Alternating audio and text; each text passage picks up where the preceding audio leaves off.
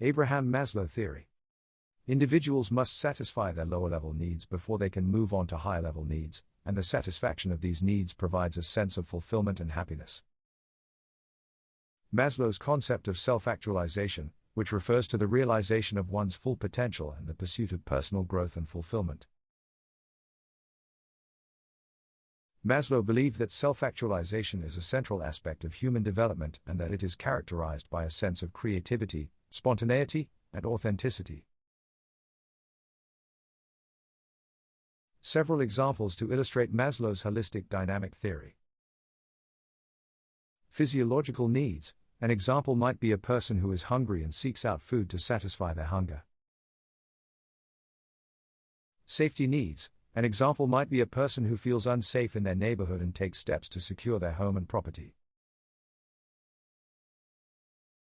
Love and belonging needs. An example in this aspect might be a person who seeks out social connections and relationships with others to feel a sense of belonging and connection.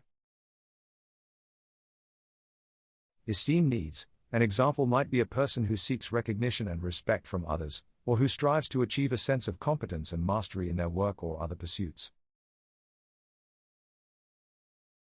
Self-actualization might be a person who pursues a creative passion, such as painting or writing, in order to express themselves and realize their full potential.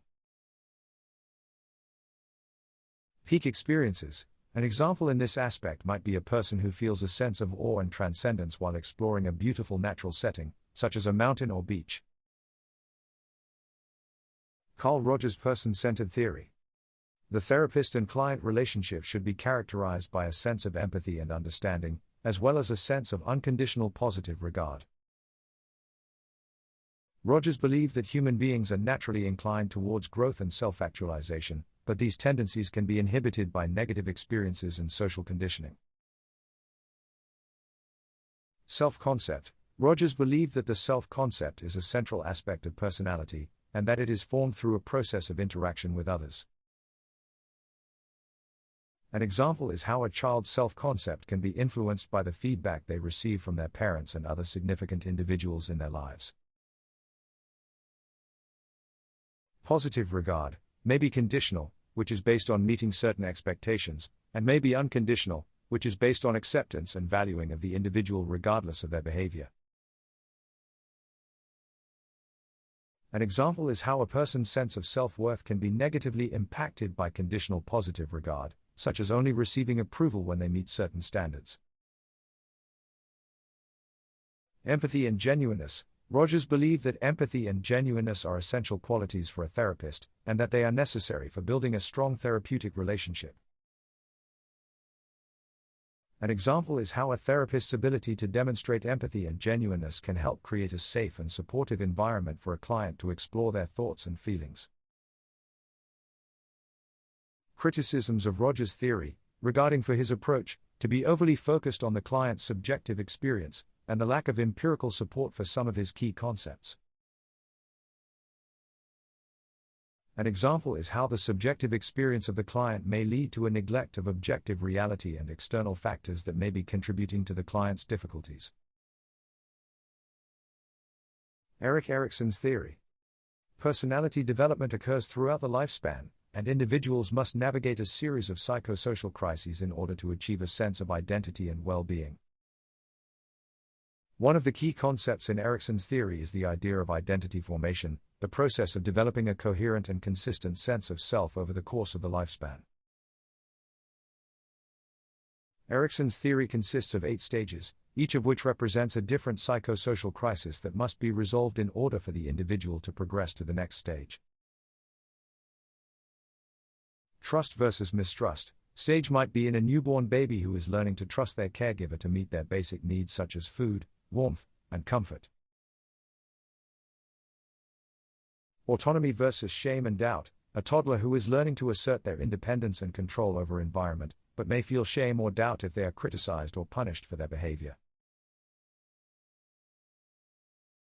Identity versus role confusion. A teenager who is exploring different roles and identities as transition from adolescence to adult, and must reconcile conflicting values and expectations from different sources. Initiative versus guilt. A preschool child who is learning to take initiative in their play and activities, but may feel guilty if they believe they have done something wrong or displeased their parents. Industry versus inferiority. A school-aged child developing a sense of mastery in their academic and social pursuits, but may feel inferior if they struggle with these tasks or receive negative feedback. Intimacy versus isolation. A young adult who is seeking intimate relationships and connection with others, but may feel isolated or disconnected if they are unable to form meaningful relationships. Ego integrity versus despair. An adult who is reflecting on their life, and may experience a sense of satisfaction and fulfillment if they feel that they have lived a meaningful and productive life. Generativity versus stagnation. A middle-aged adult who is seeking to contribute to the world, but may feel unfulfilled or stagnant if they do not feel they are making a meaningful contribution.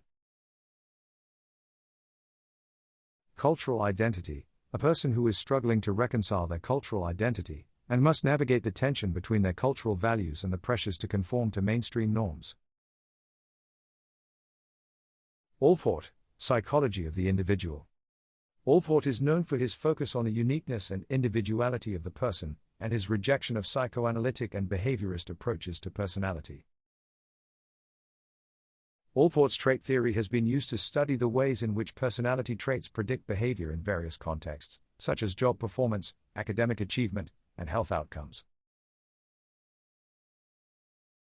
Traits and personal dispositions. He believed that personality could be described in terms of a hierarchy of traits, with 1. Cardinal traits, those that dominate a person's life, at the top. 2. Central traits, those that are consistent across a range of situations, in the middle, and 3. Secondary traits, those that are situation-specific, at the bottom. Motivation and values. Allport also emphasized the importance of motivation and values in personality, and argued that individuals have unique values and goals that influence their behavior. The self and self-awareness, aspects of personality, and argued that individuals must have a clear sense of their own identity in order to function effectively in the world. Eysenck, McCrae, and Costar's trait and factor theories. Eysenck's theory, which focuses on 3 major dimensions of personality: extroversion/introversion, neuroticism/stability, and psychoticism/superego. Individuals who score high in neuroticism tend to be more susceptible, such as heart disease and depression, while high in extroversion tend to be more resilient and have better health outcomes. McCrae and Costar's 5-factor model of personality, which identifies 5 major dimensions of personality. 1. Openness to experience. 2. Conscientiousness. 3. Extroversion. 4. Agreeableness and 5. Neuroticism. Research has found that individuals who score high in conscientiousness tend to perform better in their jobs, particularly in jobs that require attention to detail and organization. Similarly, research has found that individuals who score high in extroversion tend to be more successful in sales and other jobs that require social interaction. The Big 5 traits are generally found across cultures. There may be some cultural variations as traits such as humility or collectivism, which may not be as well captured by the Big 5 model. Bandura, Social Cognitive Theory. The dynamic interaction between individuals, their behavior, and their environment that highlights the role of cognitive processes in shaping behavior. Individuals learn through observation and imitation, and their behavior is influenced by the consequences of that behavior. He introduced the concept of self-efficacy, which refers to an individual's belief in their ability to achieve a desired outcome. Education. Bandura's theory has been used to develop instructional methods that emphasize active learning and student engagement. For example, educators have used Bandura's principles to design programs that encourage students to take an active role in their learning and to develop self-regulation skills. Healthcare. Bandura's ideas have been used to develop effective programs for promoting health behaviors, such as exercise and healthy eating, reducing harmful behaviors, such as smoking and drug use. For example, healthcare providers have used Bandura's principles to design interventions that increase patients' self-efficacy for managing their health. Business. Bandura's theory has been used to develop training programs that improve employee performance and productivity. For example, companies have used Bandura's principles to design training programs that promote self-efficacy and encourage employees to take ownership of their work.